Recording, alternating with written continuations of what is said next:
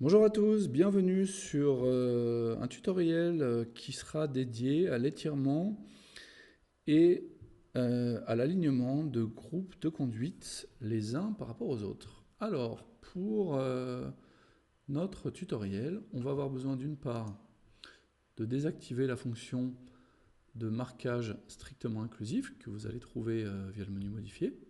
Voilà, c'est fait.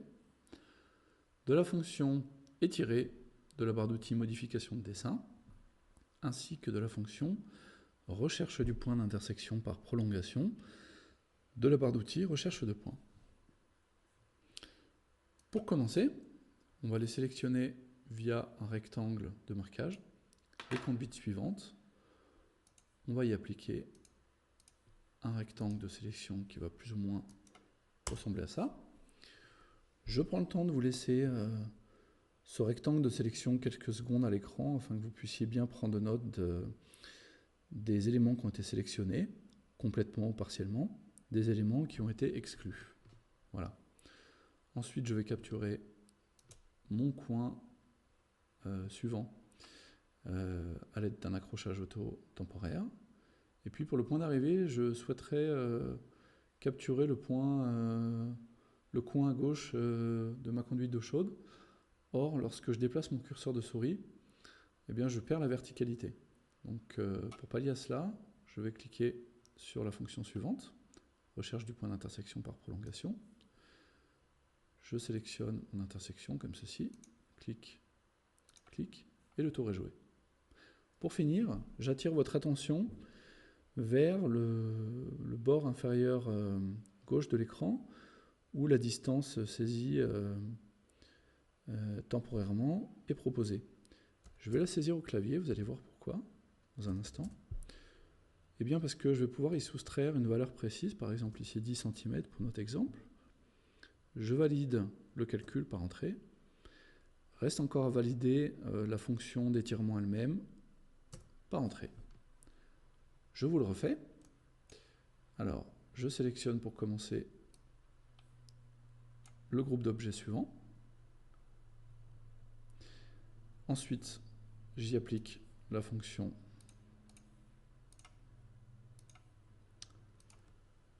d'étirement. De nouveau, prenons le temps de bien constater que par exemple les terminaux n'ont pas été sélectionnés. Les T ont été sélectionnés par exemple et les conduites ont été, disons, partiellement sélectionnées. Voilà. Donc, je vais sélectionner comme précédemment le vecteur suivant. Voilà. Et puis cette fois-ci, je ne vais pas faire de correction sur la distance proposée, donc je tape directement sur Entrée. Reste pour finir à projeter les conduites, voilà, touche P, de manière classique. Je ne vais pas m'étendre sur ce point-là. Alors cette combinaison de techniques, on peut l'appliquer à pas mal de situations. Je vous en donne par exemple deux autres. La première, c'est le déplacement de pièces en T. Je souhaiterais éviter que mes conduites soient en plein milieu de la fenêtre, tant qu'à faire. Donc je sélectionne clic droit, déplacer la pièce en T. Ensuite, je vais chercher comme ceci, clic, mon intersection, là, voilà. Et à la valeur proposée en bas de l'écran, j'ajoute 10 cm. Je valide la valeur par entrée, puis je valide le déplacement de ma pièce en T par entrée. Je vous le refais une deuxième fois. Déplacer la pièce en T. Ensuite, recherche du point d'intersection par prolongation.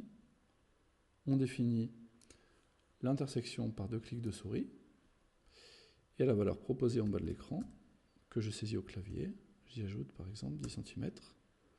Et je valide une fois par entrée la valeur, puis une deuxième fois la fonction de déplacement par entrée.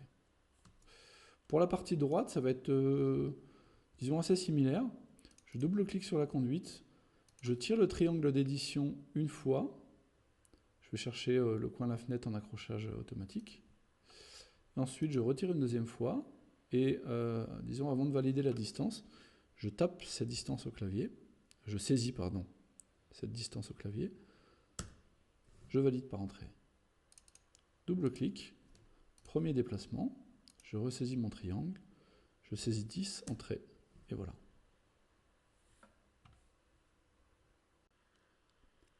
J'ai choisi, pour finir, de vous montrer rapidement une petite astuce concernant l'application de la fonction d'étirement à une zone de plan, par exemple, ou à une partie de réseau, suite, pourquoi pas, au déplacement d'une pièce par l'architecte.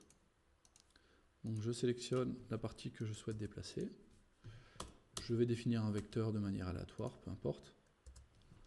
Et voilà ce que ça donne. On va se retrouver avec des tronçons dont on va dire la trajectoire et les angles sont assez aléatoires. Le résultat n'est pas très heureux, donc je vais vous montrer comment on va pouvoir corriger ça simplement. Je double-clique sur mon réseau d'évacuation en haut. Je sélectionne le carré d'édition. Voilà. Je presse la touche X et Nova me propose automatiquement une trajectoire que je vais valider en sélectionnant le carré d'édition proposé par un clic de souris. Je vais vous faire exactement la même chose avec le réseau de chauffage, avec une variante à 90 degrés. Double-clic, je sélectionne le carré d'édition, je presse la touche X, je sélectionne le carré d'édition proposé. Double-clic, je sélectionne le carré d'édition, touche X, je valide le carré d'édition proposé. C'est tout pour aujourd'hui, merci et à très bientôt.